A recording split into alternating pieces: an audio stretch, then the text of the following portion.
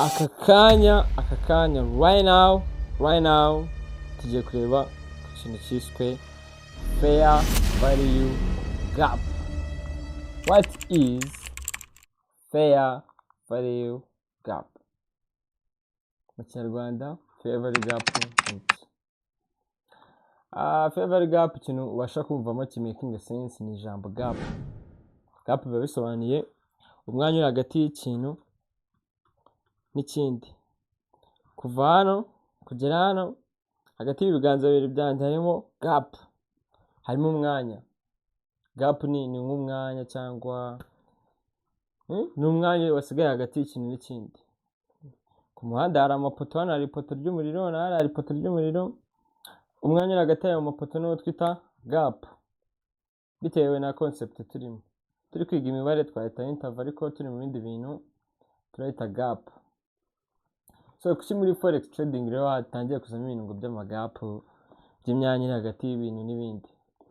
Ubwo tutaramenya ngo fair value gap ni ibiki, ubwo urumva hano niba turi kuri chart ya candlestick bakavuga ati umwanya uri hagati y'ikintu n'ikindi, kandi ibyo bintu twe dufite kuri chart yacu ari candlestick, bivuze ko fair value gap tubuze kwisanga iri hagati y'ama candlestick runaka. Sibyo se? Nibyo. Hanyuma fair value gap ikora iki? Akamaro kayo, disadvantage ni iki? Kukibaho mu isoko yaje ryari? Fair value gap ni imwe muri strategies ziri kwaduka, zikiri trending cyane, zikoreshwa cyane mu isoko. Urumva bino tatiro by'ama support and resistance is the foundation of all of it. Rero navuga utundi tuntu ku ruhande tutuma bya bintu twe dusanzwe tuzi hari igihe bikora cyane bikore bigaferinga. So tudatinze mu magambo, ko murabizi amagambo menshi atera ibicumuro. Amagambo menshi atera ibicumuro. Let's go. Let's learn how to make small money right now. Do you see how good my office is, man? I was broke, man. I had nothing, man. Nothing. Mbere ko tukomeza kwiga kambaye mbatele stereo gatoya, nyangana niba muri webboard simbizi.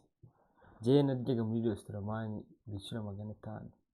Hitwaga kwa Magadi, ari no kwa Mamishu. Kwa Mamishu batangaga service mbi. Ibyo bya birimo umwanda, umuceri n'ifiriti n'akajumba. Murabizi nyine ibintu byo mu restaurant ngo by'amameranje n'ibiki.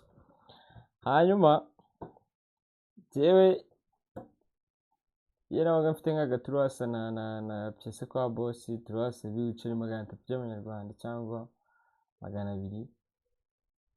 Boss abaga 5 zo kurya saa sita. Atangiye na mfunga ati n'ubundi mfite izindi turasa ku ruhande ndatabona n'akayawurute. Atanumva ibyo bintu birenge. So whenever I can be even talking to someone, tukaba turi kwicaye ahantu turi nko kuganira, nkahita numva nyine nibutse ibi, ni nareba ahantu twicaye twanareba ibintu ndi gukora, nkahita nibuka ko ibyo bintu nabyo ari umunsi nari mbifite byose byari biri zero. Nkahita vuga ati wow, ibintu ndi gukora ahubwo noneho nkwiriye kongera nkabikora cyane kurushaho, because I've seen changes, man. I was broke, man. When I say broke, I mean completely broke. All I had was a laptop and a router. That things, your laptop niyo viwanjeri yaranguriye. Akindi kintu nari mfite. So amagambo menshi atera ibicumuro, kadukomeze. Fair value gap. Twagiye kuri chat yacu. What is fair value gap? Are you guys ready? Ako mujye munyikiriza mani ubwo izino ziri recorded. As you can see, dufite hano dufite chat yacu. Iyi chat iyo umaze kubona direction, urabona nk'iyi market iri kuzamuka, ibiranga market iri uptrend, nuko igenda breakinga resistance, ikagenda breakinga resistance, ikagenda breakinga resistance. Okay, ikagenda breaking iki resistance. Hano urabona ko naho harimo aka resistance, ukabona kabaye broken, kabaye tested. Iyi ngiyi niyo ikurikiyeho kuba tested, murabibona. Hanyuma n'iyi ngiyi yo hasi izaba tested umunsi umwe. So guys, ikibazo rero nshaka kubabaza ni iki ahangaha. Muri kubona n'iyi candlestick ko ya n'iriya resistance ko yabaye broken. You see? So what's the concept? Muri kubona hano ari iki zino resistance zabaye broken zihuriyeho. Ndajya mutegereze neza mwitonze. Izi resistance zose zabaye broken ni iki kintu zihuriyeho?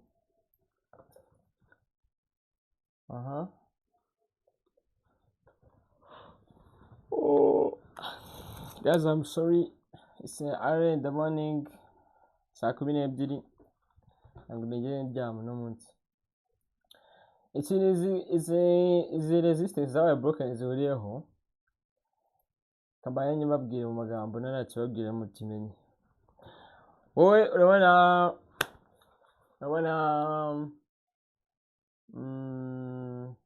ureka dufata urugero kuri resistance na support, kavuga ati resistance ka tuyite plafond, hanyuma support tuyite nako kuri floor aba ari support. Imagine ko turi kudunda agatenesi kaba kidunda hagati ya floor na roof. Urumva icyo kintu kugira ko agatenesi kagere gapfumure ari hejuru, gapfumure iriya plafond, urumva ko bireba bisabe imbaraga nyinshi cyane kugira ngo kazamukane imbaraga nyinshi byatari. Birumvikana? Noneho kugira ngo kaze gutobora hano kuri floor kajye kuri floor ikurikiyeho hasi, birasaba izindi imbaraga nyinshi cyane kugira ngo turise ya boro kamene cyangwa ka breaking support, ka breaking iyi floor kajye munsi yayo. Urumva ikintu gisabwamo aho ngaho imbaraga. Hano twavuze muri trading ari candlestick zerekana ko ababaya n'abasore bafite imbaraga zikoresheje utu weeks tuzabirebaho. Ariko candlestick kinini hano kinini gisa nkaho ari kirekire cyo kubwata abantu ababaya bafite imbaraga gutya na gutya, cyangwa abasore bafite imbaraga muri iyi moment, kuko cyo kikereka ngo kivuye hano kize hano mu gihe gitoya, bivuze ngo abasore babashe gupushinga ahantu harehare mu gihe gitoya. So fair value gap rero ahangaha ituruka hehe? Fair value gap iki nako ikintu zi resistance zihuriyeho mbere ko dusobanura fair value gap. Iyi resistance yabaye broken, urabona ko ahantu yabereye broken hari candlestick kinini. Akantu makubise abantu resistance yabaye broken turi kubabona candlestick kingana na gute kinini cyane. Sibyo? Hanyuma katurebe n'ahandi. Hano naho resistance yabaye broken, kubona ko ari candlestick kirekire. Muri kuyibona? Even nangaha ari candlestick resistance yabaye broken, bafite candlestick kirekire. Ukibona ndi ku makingisho ibara ry'uburyo. Bino bivuze iki, bisobanuye iki? Ukuvuga ngo ntabwo ne resistance ari kuba broken, ngiyo broken n'udu candlestick dutoya bibe broken mu bintu biraho. Urabona hano iyi resistance ya kuba broken haje candlestick kirekire byatari kirazamuka gifundira hariya. Iki nshaka kuganira iki? Resistance kugira ibe broken agomba kuba ari candlestick ndende, na support kugira ibe broken agomba kuba ari candlestick ndende. Urumva? Icyo candlestick kinini rero kirekire kiba cya breaking the resistance cyangwa support, cya gifite candlestick yakibanjirije n'indi iri bufunguke nyuma yacyo. Ikintu byumvikana se? Bivuze ngo iyo candlestick ndende biri hagati y'izindi candlestick, nk'uko indi candlestick nayo biri hagati y'izindi nyine zikomeza zikurikirana. So iyo candlestick rero twitaho ni twireba candlestick, iyi candlestick ndende, hanyuma twamara kuyibona aho resistance yabaye broken tukajya dushaka candlestick ibanziriza iyo candle nini na candlestick ifunguka amini yafungutse ikanafunga mbere yuko ngiye breaking the resistance ibaho. So kadufata urugero aha ngaha, ni ukuvuga ngo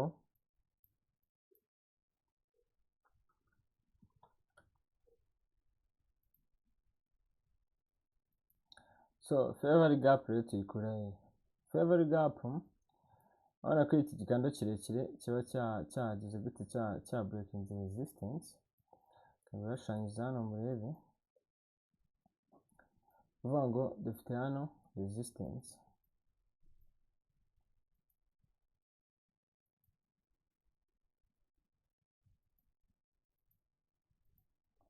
dufite resistance bisanzwe, hanyuma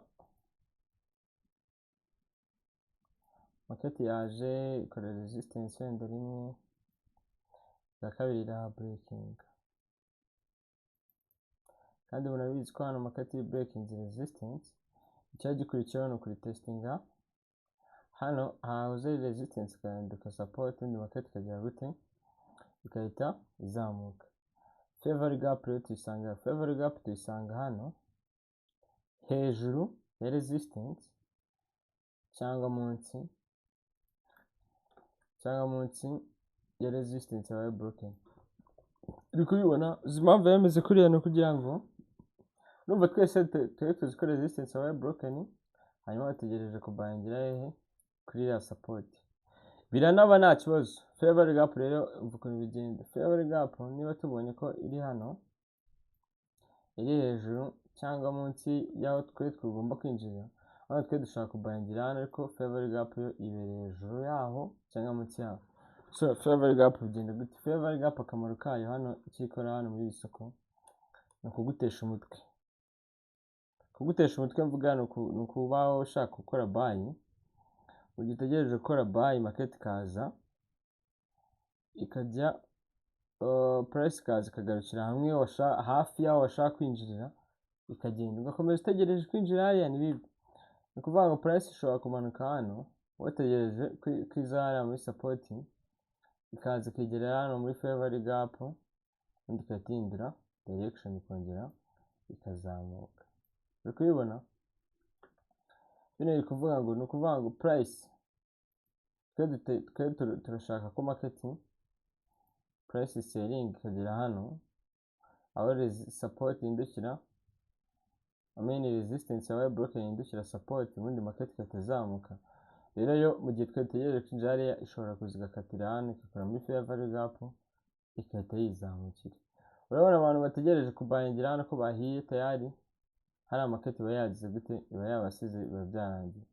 Tugasigara dushaka kubangira wehe kuri support, kuri resistance y'induka support, nyamara market yakoresheje fair value gap nitugeraho, cyangwa ikaza igakora muri fair value gap igakora akawiki igakora kuri resistance, body yayo igafungira hano, ariko akenshi ikoramo hano muri fair value gap ikatijya gute, izamuka. Bino ni kubwira ngo niba umenye fair value gap kwa nana ari fair value gap, akaba ari resistance yabaye broken, hari trend line n'ibiti byose ibyo bikongera izindi mpamvu zo kuza wajya mu isoko. Noneho rero hari igihe fair value gap iba ari ndende. Fata urugero hano, fair value gap hari igihe ari ndende, ugasanga fair value gap iva nka hano ikagira n'ubundi hano, yose ari fair value gap. Urabona n'ubundi ko turi buze kubangira kuri ya zone yacu, twita fair value gap ihinduka nayo confirmation, igahinduka indi zone ya buy. Urabona ni resistance iri buhinduke support, ariko nanone ikaba iri muri fair value gap, kandi fair value gap dufite hano niyo iduha buy.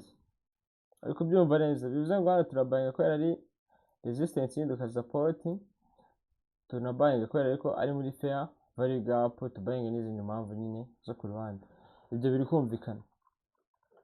So fair value gap rero tuyibona gute? Urabona turebe fair value gap tuyikura hehe, bigenda gute?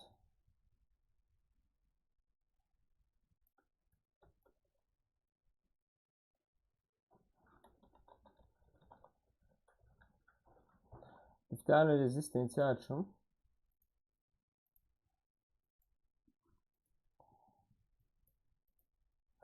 market irazamutse breaking resistance, igarutse hano inyuma irongera izamuka. Bino byo expectingaga. So mu gihe rero market ibiri ku breaking resistance, mwabonye ko akenshi hakunda kuvuka candlestick cya buy kibyibushye kirekire, ari cyo ki breaking ira resistance. Ko ku breaking ikintu numva bisaba imbaraga kugira ngo umenye ahantu runaka. Bigiye kumenya igikuta bigusaba ibibaraga byinshi cyane, gushyiramo ibibaraga byinshi.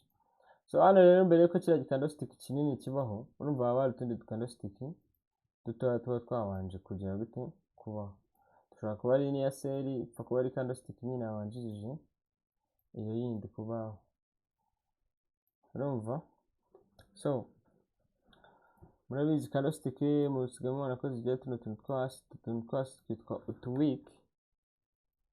Urabona hano bidusaba gukoresha candlestick nini.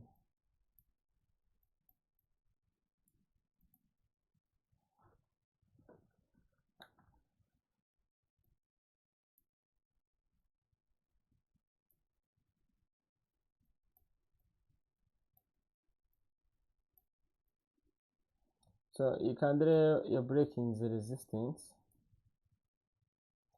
ko fair value gap ushobora kuba uri munsi ya resistance cyangwa hejuru. Kiriya candlestick kinini numva hari indi candle yakibanjirije nayo, wenda ifite akaboko karekare gutya.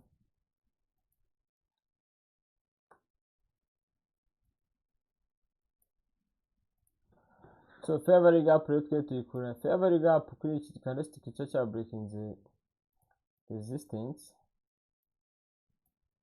ntabwo buri gihe kiba ari kirekire cyane cyangwa ngo kiri hano hafi ya resistance nini. Gishobora kuba kiri hejuru ya resistance cyangwa kiri munsi, aricyo cyatanze movement ya breaking iyo resistance turi kuvuga.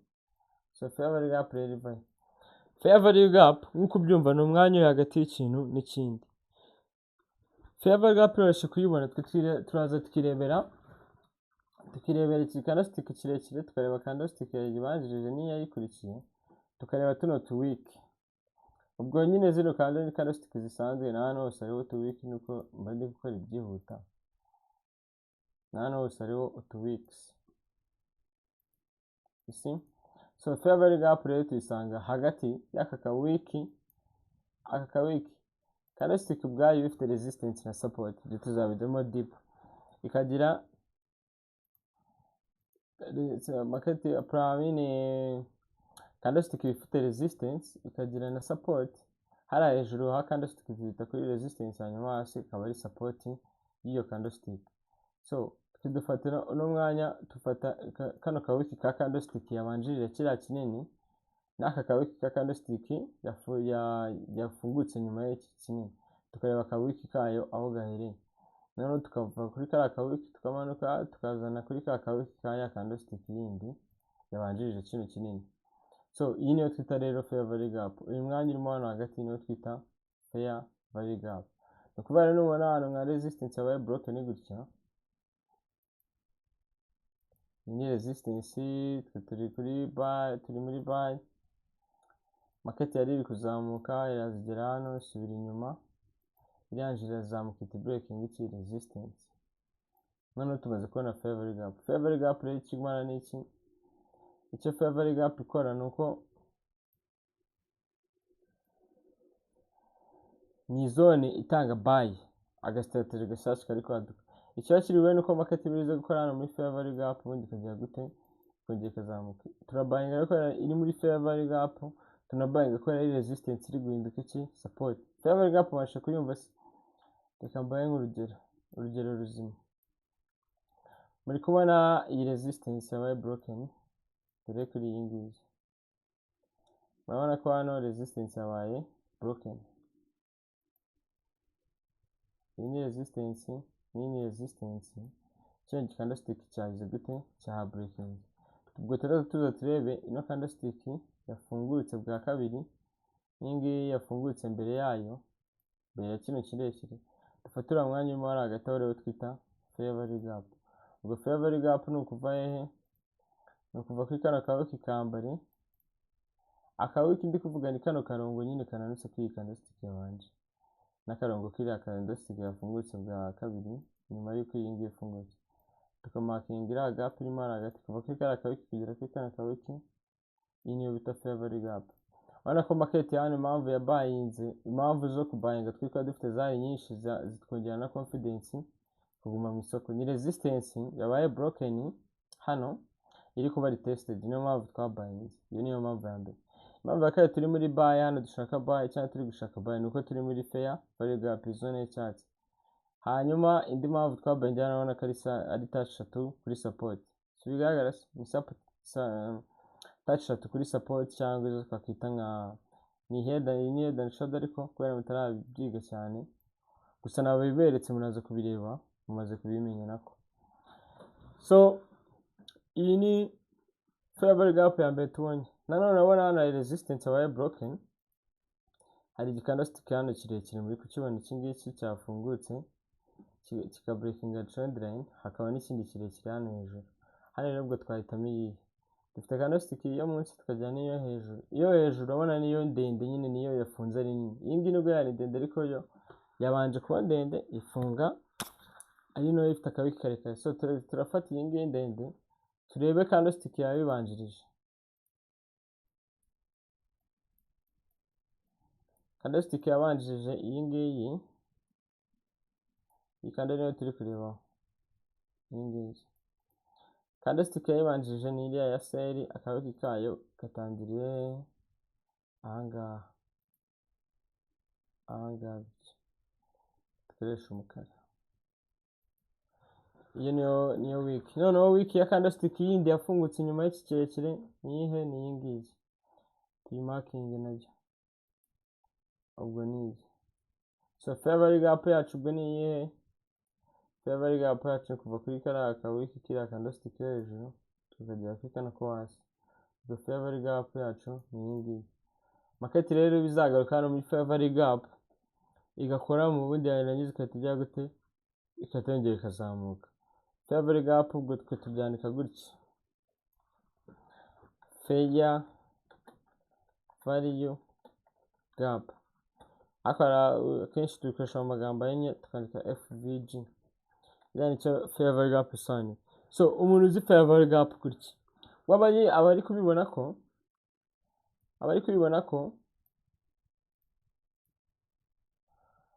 ko market ya breaking iki, ya breaking the resistance, abantu bose baze kubuyingira hano. Uri kubibona bino rero kubera mpamvu zo kubuyingira hano hashobora kuvuka igihe market imanutse nirenge muri fair value gap igasubirayo. Ibyo bigatuma utekereza ibintu bya liquidity, ugatekereza ngo buriya market ikoze kuri liquidity hano oya.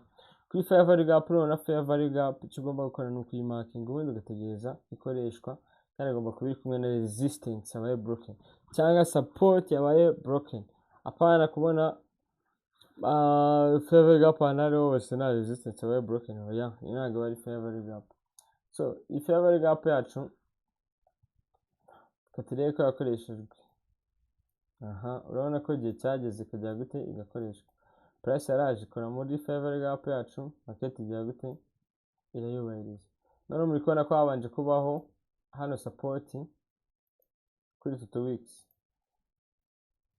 Iyi support moment ari fake out, tukaba dufite fair value gap munsi ari zone yo kubuyingiramo, hanyuma price irangije irazi creating iki, irazi creating akantu kameze kuriya, kameze nka support, nka support. So nibona hano market yarakwetinze support rero iyi ngiyi ubona ko yakoze fake out hano, abantu babuyingiye hano gutya muri zone, kuko munsi yaba hari indi zone ya buy. Market hano yaraje ibahombye, imaze kubahombya akora muri fair value gap, market itizamuka. Fair value gap ni kamwe mu kantu mu tuntu turi so strong muri iyi forex market. Reka mbere ku rundi rugero rwa fair value gap rumwe, ubundi dukomeze. Abatari bubyumve turaza kugira ko tubigenza tubisubiremo. Iyi ni fair value gap ariko iriya ni ndende, kamishakire turebe.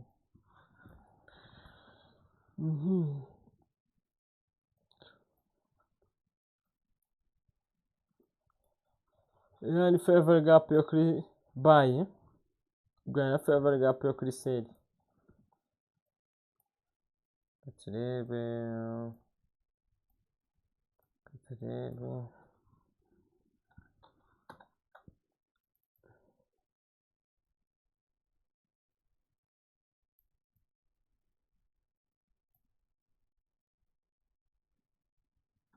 turebe nk'ahantu urabona kuri resistance yabaye broken hano, ni resistance yabaye broken, yango resistance muri kuyibona nigize nini kugira ngo mubibone.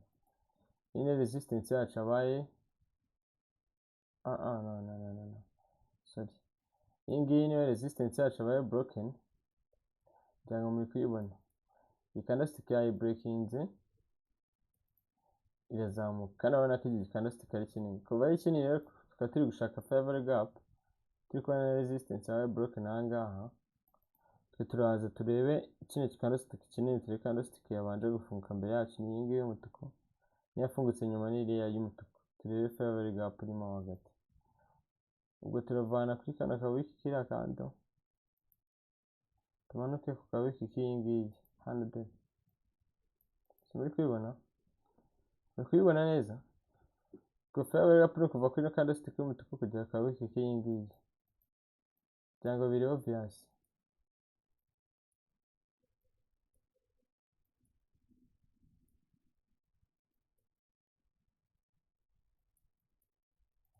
So iyi fair value gap rero yacu nuko tuyibonye, kandi urabona ko yakoreshejwe. Iyo ubonye resistance yabaye broken ugomba guhita ushaka iki candlestick kinini kiri aho hafi, ukatira candlestick ntoya yakibanjije cyangwa nini niyo munsi yako niyo yafungutse nyuma, ubundi ugahita ubona fair value gap. Hano kuvuga ngo ubayinze uzi ko resistance iri kuba support, ukaba ubayinze wenda ku zindi mpamvu ufite, ukaba unabayinze kubera ko ari fair value gap nyine, ni zone ya fair value gap itanga iki? Itanga ibiceri. Cyangwa mbashakiye n'urundi rugero.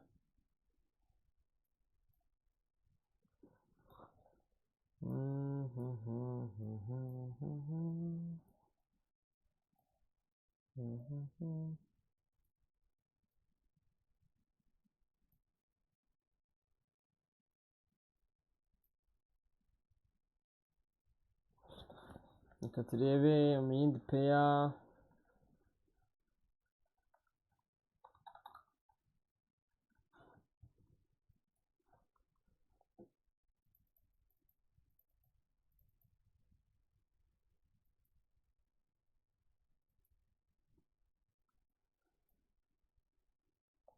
So dufite resistance hano yabaye broken,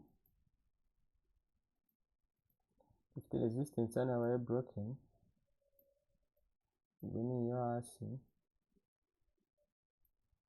Iyi resistance urabona ko yabaye broken, ubwo tujya kuta tureba fair value gap hano. Fair value gap kugira ubone, ubwo urareba iki candlestick kinini kiri cya breaking zira resistance cya kiri hafi y'ira resistance yabaye broken. Turebe gap iri hagati y'aka candlestick ko hejuru n'ako hasi, tuhite dusangamo fair value gap. So iki candlestick kinini turi kubona hano cyabayeho ni iki ngiki, sibyo? Namwe mwabona gasi ni iki ngiki.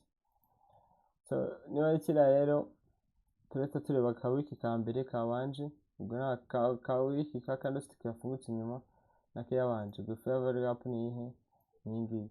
Iyi fair value gap murabona ko itarakoreshwa kuri gold, kuri euro USD. Nyine sobanura ko euro USD izaseringa ikaza gukora hano hasi. Ikindi kintu kubona market yakoze amasapoti menshi gutya ku murongo, kandi abantu benshi bakubayinga gutya, kandi hano munsi hari indi zone ya buy. Bino kubera ko abantu benshi bari muri buy rero bajya basiga stop loss zabo hano. Ubayinze hano yashyize stop loss ye hariya, nubwo ari hatoya.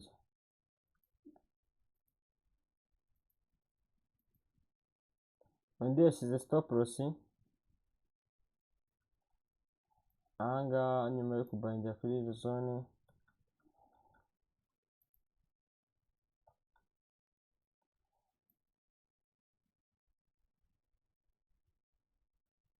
Aha urabona ko iyi ngiyi umuntu wabayingira hano nawe yashyize support, stop loss. hariya ikintu kiba n'iki market iyo ubonye munsi y'aho hantu ushaka kujyayo ari stop loss z'abantu nyinshi dushyiramo tuno tuboro tw'utumenyetso tw'amadolari kugira ngo ure wibuka ko aho hantu hariyo liquidity. Hano market rero iramanuka ikagenda iguhombya agashiraho nanga agashiraho ikongera ikagera gute ikazamuka kubera ko ivuye muri fair value gap. Kino kiboro ntabwo gikata neza. Dore hano kwimanuka niko bano bantu bose bagenda bashya ikaza ikatwara muri fair value gap ikatujya gute izamuka.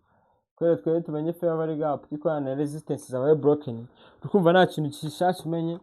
Hano kujya mu isoko tujya mu isoko ukora buy ufite impamvu bivuze eshatu zose ziri guhuriza ahantu hamwe, kandi ibintu umaze kumenya byose bishobora kuba waramaze kubona ko byahuriza ahantu hamwe. So hano price imaze kukurabinga liquidity cyangwa gukuramo ba bantu itujya gute ituzamuka. So that was fair value gap. Murakoze, turaza gusubiramo dukora fair value gap noneho kuri buy yo kuri sell kita dusoza. Thank you so much. Welcome. Thank you so much for watching. Small money. Ayaya.